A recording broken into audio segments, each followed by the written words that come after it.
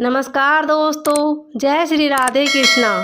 आज हम आपके लिए कृष्ण जन्माष्टमी की जन्म कथा लेकर आए हैं।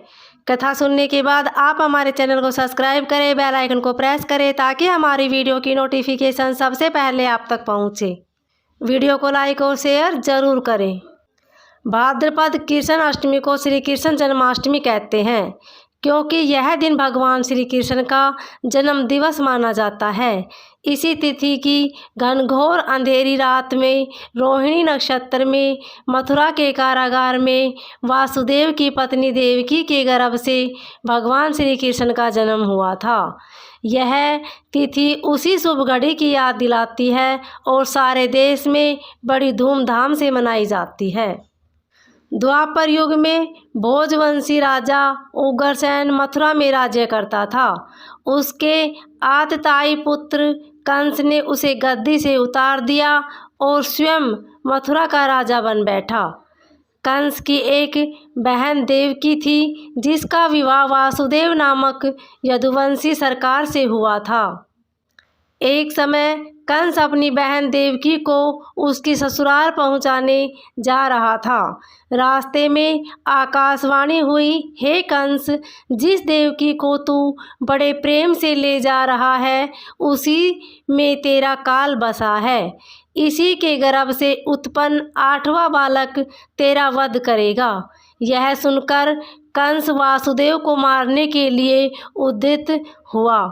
तब देवकी ने उससे विनयपूर्वक कहा, मेरे गर्भ से जो संतान होगी उसे मैं तुम्हारे सामने ला दूंगी। बहनोई को मारने से क्या लाभ है। कंस ने देवकी की बात मान ली और मथुरा वापस चला गया। उसने वासुदेव और देवकी को कारागृह में डाल दिया। वासुदेव देवकी के एक एक करके 7 बच्चे हुए और 7 को जन्म लेते ही कंस ने मार डाला। अब 8वां बच्चा होने वाला था। कारागार में उन पर कड़े पहरे बैठा दिए गए। उसी समय नंद की पत्नी यशोदा को भी बच्चा होने वाला था। उन्होंने वासुदेव देवकी के दुखी जीवन को देख 8वें बच्चे की रक्षा का उपाय रचा।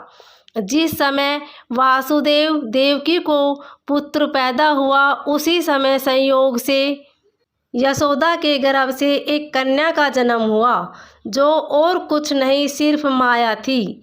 जिस कोठरी में देवकी वासुदेव कैद थे उसमें अचानक प्रकाश हुआ और उनके सामने शंख चक्र गदा पंथ धारण किए हुए चतुर्भुज भगवान प्रकट हुए।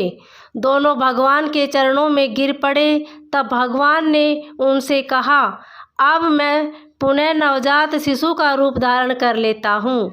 तुम मुझे इसी समय अपने मित्र नंद जी के घर वृंदावन में भेज आओ और उनके यहाँ जो कन्या जन्मी है उसे लाकर कंस के हवाले कर दो। इस समय वातावरण अनुकूल नहीं है, फिर भी तुम चिंता न करो। जागते हुए पहरेदार सो जाएंगे।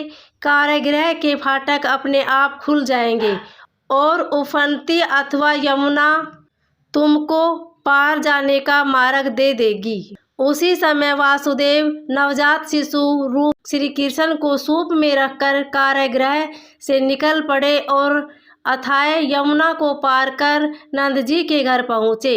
वहाँ उन्होंने नवजात शिशु को यशोदा के साथ सुला दिया और कन्या को लेकर मथुरा आ गए। कारागृह के फाटक पूर्ववत बंद हो गए। अब कंस को सूचना मिली कि वासुदेव देवकी को बच्चा पैदा हुआ है।